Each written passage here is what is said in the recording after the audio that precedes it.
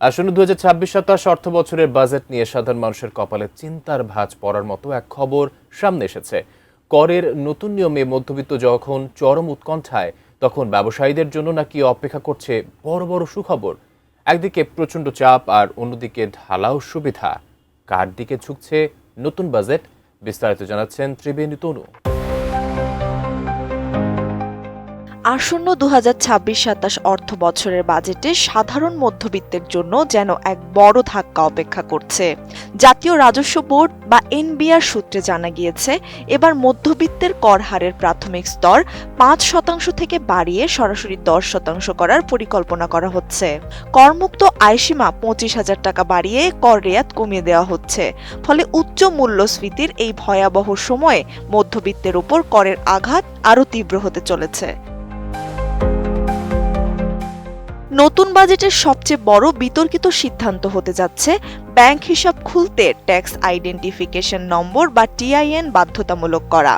এই নিয়মের ফলে গ্রামীণ জনপদ ও মফস্বলের সাধারণ সঞ্চয়কারীরা তীব্র ভোগান্তিতে পড়বেন এবং ব্যাংক বিমুখ হয়ে উঠবেন বলে আশঙ্কা করা হচ্ছে। কারণ টিআইএন থাকলেই প্রতি বছর শূন্য রিটার্ন দাখিলের জন্য সাধারণ মানুষকে কর আইনজীবীদের দ্বারস্থ হতে হবে। এতে ভোগান্তিও বাড়বে। ব্যাংক বিমুখ হয়ে দেশের নানা প্রান্তে ছড়িয়ে ছিটিয়ে থাকা ক্ষুদ্র ঋণ সংস্থার উপর নির্ভরশীল হতে পারে। এতে গ্রামীণ জনপদের ব্যাংকের হিসাব খোলার হার কমতে পারে বলে আশঙ্কা সংশ্লিষ্টদের। নতুন বাংলাদেশ গড়তে এলো জুলফিকার স্টিল। জুলফিকার স্টিল মধ্যবিত্তকে কৌশলে চাপে রাখলেও ব্যবসায়ীদের খুশি করতে কাস্টমস বন্ড ও শুল্কায়নে ঢালাও সুযোগের ব্যবস্থা করছে এনবিআর। শিল্প সুবিধার নামে বন্ডের বার্ষিক অডিটের বাধ্যবাধকতা তুলে দেওয়া হচ্ছে এবং জেনারেল বন্ডের মেয়াদ বাড়ানো হচ্ছে 3 গুণ। এছাড়া মোটরসাইকেল, মৎস্য প্রক্রিয়াজাতকরণ ও পাটজাত পণ্য সহ 10 ধরনের আইটেম শুধু ব্যাংক গ্যারান্টির মাধ্যমে শুল্কমুক্ত সুবিধায় আমদানির সুযোগ পাচ্ছেন ব্যবসায়ীরা।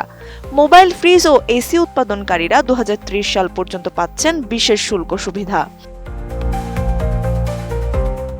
বিনিয়োগ বাড়াতে অফডক ও আইসিডি মালিকানার ক্ষেত্রে বিদেশিদের 49%-এর যে বাধ্যবাধকতা ছিল তা তুলে দেওয়া হচ্ছে। এতে যে কেউ চাইলেই বাংলাদেশের অফডক ও আইসিডি চালাতে পারবেন। আর বড়লোক ও ব্যবসায়ীদের খুশি করতে বৈদ্যুতিক গাড়ি আমদানির শুল্ক 93% থেকে কমিয়ে 64% করা হচ্ছে। আর $50,000 বৈদ্যুতিক গাড়ি আমদানিতে শুল্ক নির্ধারণ হচ্ছে 80%। এছাড়া প্লাগ ইন হাইব্রিড গাড়ি আমদানিতেও শুল্ক 93% থেকে কমিয়ে 73% করা হচ্ছে। এর বাইরে রেজিস্ট্রেশন খরচও অর্ধেক করা হচ্ছে। এমনকি ল্যাপটপ, ডেস্কটপ, সার্ভার ও মনিটরের উপর থেকেও সব শুল্ক প্রত্যাহারের প্রস্তাব করতে যাচ্ছেন অর্থমন্ত্রী। নিত্যপণ্যের সোর্স ট্যাক্স মাত্র 1%-এর অর্ধেক কমানো হলেও তার সুফল সাধারণ ভোক্তা পর্যন্ত পৌঁছাবে না বলে মনে করছেন সংশ্লিষ্টরা। সব মিলিয়ে আসন্ন বাজেট বড়লোক ও ব্যবসায়ীদের জন্য মেঘ না চাইতে বৃষ্টি হলেও মধ্যবিত্তের পকেট কাটার এক নতুন আয়োজন হিসেবেই দেখা দিচ্ছে। ত্রিবেণী তনু, ATN নিউজ।